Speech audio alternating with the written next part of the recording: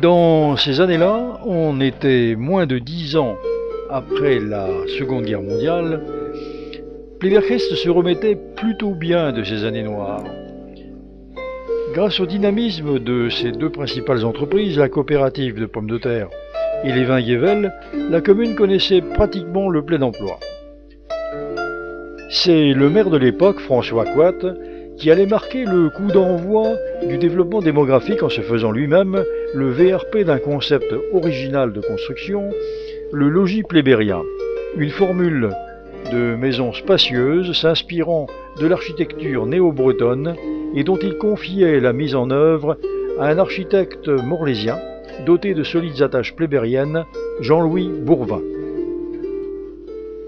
Ce dernier allait en outre devoir faire passer les constructions dans des budgets très serrés, ceux de familles ouvrières dont la moyenne de salaire mensuel se situait en 1955 à 25 000 francs, son prix 3 500 000 francs de l'époque sur cave ou 3 millions sans cave.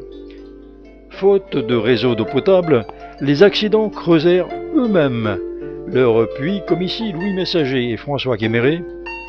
Afin de réduire les coûts de construction, les acquéreurs réalisaient souvent eux-mêmes les fondations, en mettant en commun leurs efforts, une sorte de mutualisation des bras. Tout ceci avant de passer le relais à des entreprises, maçons, charpentiers, plâtriers ou peintres, choisis de préférence par les accédants parmi les artisans locaux.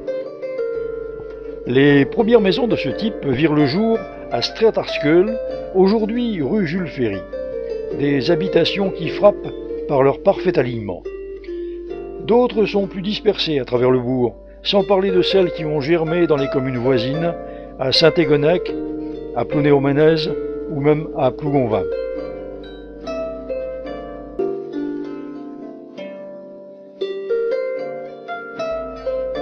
Preuve que le concept est entré dans l'ADN de la commune, ce char réalisé pour un défilé local et figurant l'incontournable logis plébérien.